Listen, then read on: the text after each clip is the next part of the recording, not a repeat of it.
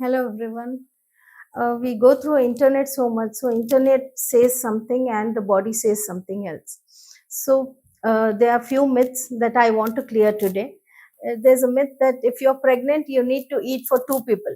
So eating for two people doesn't mean that you have to overeat or eat whatever you get on the way. It's you have to take a nutritious diet which includes a lot of protein, vegetables, fruits, all the nuts and all. So keep your weight gain 1 to 2 kgs per month. That should be average, and you should have a balanced and nutritious diet, because overeating might lead to a lot of weight gain, and later on you might get gestational diabetes and land up with some other complications also. Second myth is that labor pain is unbearable, but all women don't have same threshold.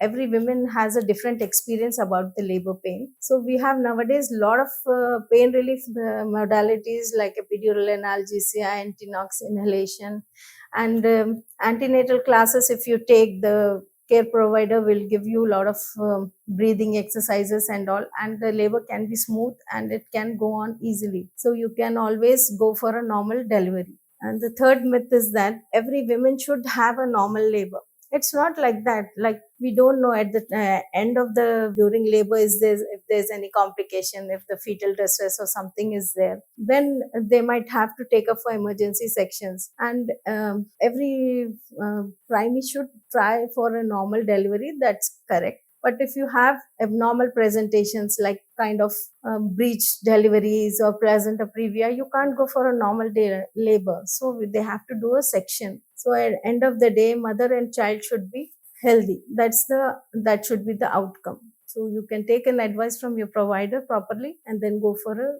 safe delivery.